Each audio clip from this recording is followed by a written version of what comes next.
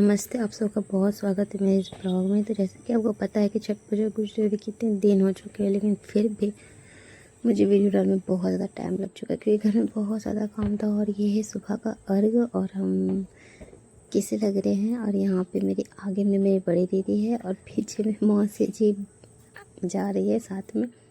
वैसे सुबह में तो हम जल्दी नहीं निकल पाए क्योंकि घर में इतना ज़्यादा काम था कि काम वाम करते करते रेडी होते होते टाइम लग गया था। तो थोड़ा सा सूर्य उग चुका था, उजाला हो चुका था, तब हम लोग घर से निकले। लेकिन खुशी मना के निकल तो गए कम से कम अर्घ्य से पहले। तो अब हम जा रहे हैं घाट पे। तो कैसे लग रहे हैं हम बताइएगा सुबह के टाइम में।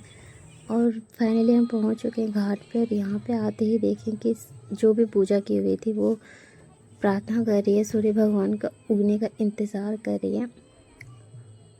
और यहाँ पे देखिए सबका डलिया सजा हुआ है सूप। और यहाँ पे रहा हमारा डलिया।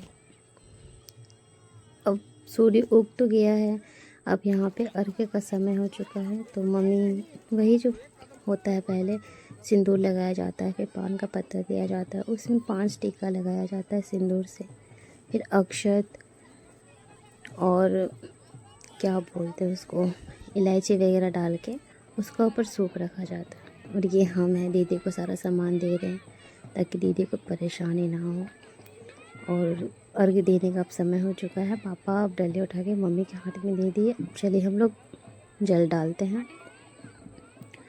और उससे पहले तो दूध डाला जाता है।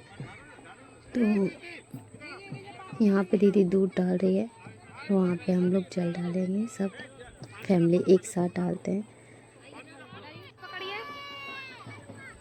और ये छठ पूजा की तो जल्दी गुजर गया, पता ही नहीं चला। काम तो रहता है लेकिन एक अलग से जो आनंद आता है इस पूजा में वो बहुत मिस करेंगे। अब इसका 1 साल इंतज़ार करने के बाद जाके फिर ये पूजा आएगा। और किस किस के घर में ये पूजा होता है ये भी ज़रूर बताइएगा, और किस तरह से होता है ये भी ज़रूर बताइएगा। हमारे यहाँ पे तो इसी तरह से किया जाता है छठ पूजा। और यहाँ पे सबको एक साथ अर्घ्य दे रहे हैं, मम्मी को, सूर्य भगवान को।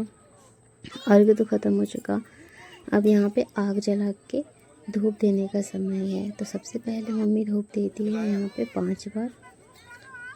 5 बार मम्मी धूप देगी। उसके बाद एक एक करके सारे परिवार वाले धूप देंगे और यहाँ पे आग में भगवान की पूजा की जाएगी। उसके बाद सबसे फेवरेट चीज़ है सिंदूर लगाने का। मतलब ये सिंदूर लगाने कितना सुंदर लगता है, जब नाक से सिंदूर लगता है तो चेहरा सबका खिल भी जाता है।